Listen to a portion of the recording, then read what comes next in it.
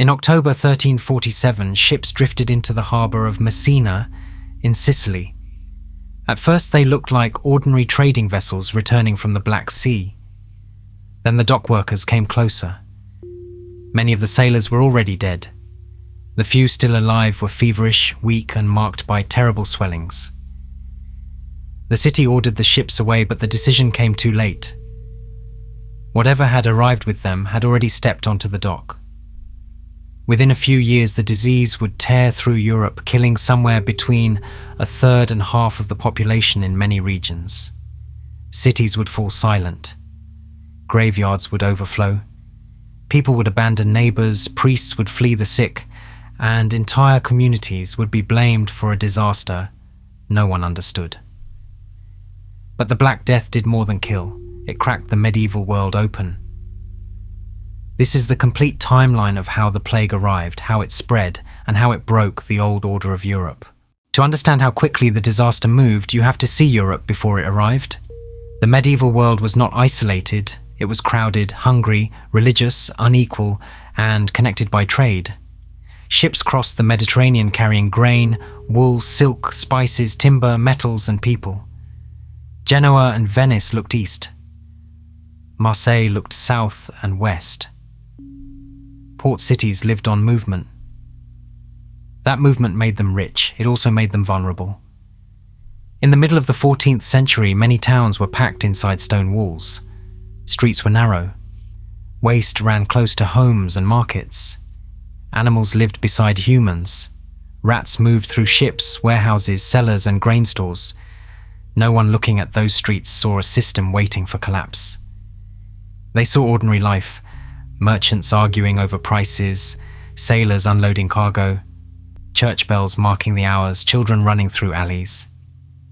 Then the trade routes carried something no city was ready to meet. The killer was not a curse, and it was not poisoned air sent by the stars. It was a bacterium, Yersinia pestis. Modern science understands what medieval Europe could not. The disease could live in rodent populations and move through infected fleas. In crowded conditions, it could pass into human communities with terrifying speed. In some forms, especially when it reached the lungs, it could spread directly from person to person. The exact beginning of the Black Death is still debated, but by the 1340s, plague was moving through networks that connected Asia, the Black Sea, and the Mediterranean. One famous story places the disease at Caffa, a Genoese trading port in Crimea. According to one medieval account, a besieging army, already dying from plague, hurled infected corpses over the city walls. Historians still debate how much of that story is true. But the larger point is clear: plague was present around the Black Sea, and Genoese ships sailed from that world back toward Europe. The sailors thought they were escaping. They were carrying the disaster with them. When the ships reached Messina, the plague entered one of the great gateways of the Mediterranean. The authorities tried to act. They ordered the vessels out of the harbour. But ships do not carry only people. They carry ropes, sacks, grain, fleas, rats, and everything that lives in the dark corners of trade. The disease did not need permission. From Sicily it moved to the Italian mainland. From there it moved along roads, coastlines, markets, and rivers. It crossed from port to port, from town to town, from house to house. People fled infected places and carried infection with them. Merchants kept moving because trade could not simply stop. Families ran to relatives in the countryside. Priests moved between the dying, doctors moved between patients. Every act of survival could become a route of transmission. By 1348, the Black Death was no longer a rumour from the East. It was inside Europe. For its victims, the plague began like many illnesses: fever, pain, exhaustion, chills. Then came the sign everyone learned to fear. Painful swellings appeared in the neck, the armpits, or the groin. These swellings, called buboes, could darken as tissue broke down beneath the skin. Some victims developed vomiting, delirium, or bleeding. When the infection reached the lungs, the disease could become even more dangerous, spreading through coughing and breath. Medieval medicine had no reliable defense. Physicians argued about bad air, corrupted humours, astrology, divine punishment, and contaminated smells. Some treatments were harmless, some were useless, some made suffering worse. Most people had no time for theories. They saw the pattern. A person became sick. The household panicked. Within days, the victim could be dead. Then the next person fell ill. The speed was what broke people. There was no slow warning, no clear enemy, no cure, no safe place, only a sickness that seemed to move faster than prayer. As deaths multiplied, normal life began to fail. In some places, the wealthy fled to country estates. Officials disappeared. Shops closed. Courts stopped functioning. Priests and doctors, who were supposed to stand closest to the dying, sometimes refused to enter infected homes. Medieval writers described a world where trust collapsed. Neighbors avoided neighbors. Servants abandoned masters. Families abandoned their own sick relatives. Whether every account is exact or exaggerated, the fear behind them was real. The plague attacked the body, but panic attacked the bonds between people. Even acts of devotion became dangerous. Giving last rites, washing bodies, carrying the dead, digging graves, sharing rooms, sharing food. Everything could become a risk. And still people tried. Many cared for the sick. Many buried the dead. Many stayed when others ran. But the scale of death overwhelmed every ordinary duty. Europe had known famine, war, and local outbreaks before. This was different. In the worst-hit cities, the dead arrived faster than the living could bury them.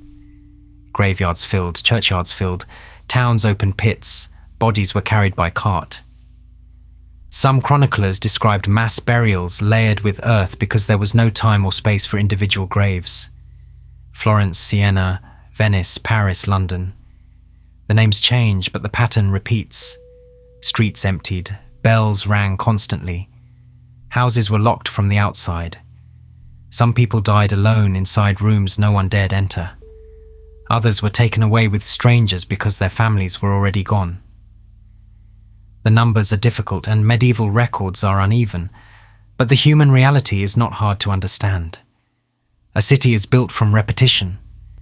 The same baker opening at dawn, the same church bell, the same market voices, the same workers at the same gates. The Black Death destroyed repetition.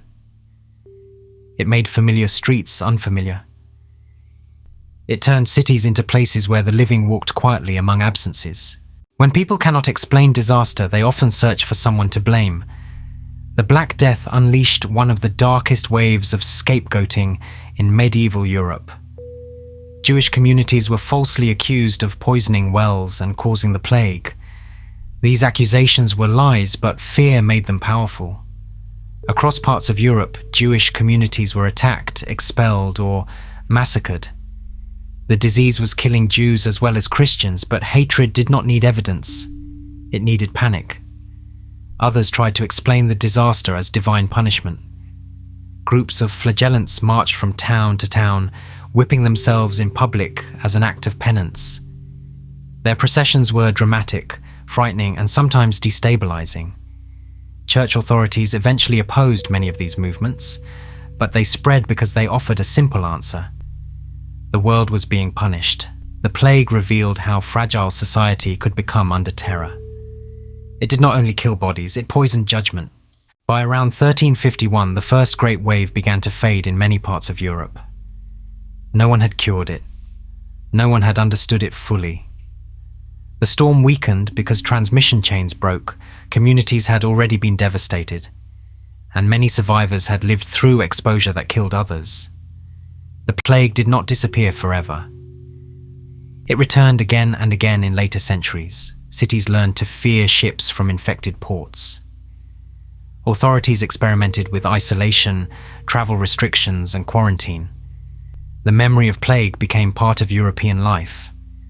But the first wave was the Great Rupture. After it passed, survivors stepped into a world with fewer people, fewer workers, fewer priests, fewer tenants, fewer landlords, fewer children, fewer neighbors, and fewer certainties. The silence after the plague was not peace, it was the beginning of a different Europe. The strangest part of the Black Death is what happened after the dying slowed. Before the plague, much of Europe was held together by hierarchy. Land was power. Labor was cheap. Many peasants were tied by obligation, custom, debt, or law to the people above them. Then the workers disappeared. Fields still needed hands, lords still needed harvests. Towns still needed builders, brewers, servants, carters, and craftsmen. But there were fewer people to do the work. That changed the value of ordinary labor. Survivors could demand better wages. Some moved in search of better terms. Some refused old obligations. In England, the government tried to hold wages down through laws like the Statute of Labourers. The law itself reveals the fear of the ruling class. Workers had become harder to command. This did not create freedom overnight. Power did not simply vanish. Elites resisted. Laws punished labourers. Revolts would come later. But something had shifted. The medieval world had been built on the assumption that most people were replaceable. After the Black Death, replacement became difficult. That one fact changed everything. The Black Death began for Europe as a rumour from distant roads and eastern ports. Then it became a ship in a harbour. Then a fever in a house. Then a silence over cities. Between 1347 and 1351, plague killed tens of millions and shattered the confidence of medieval Europe. It exposed the limits of medicine, the weakness of institutions, the cruelty of scapegoating, and the hidden power of labour. The people who survived did not return to the same world. They inherited empty fields, abandoned homes, broken families, and new bargaining power.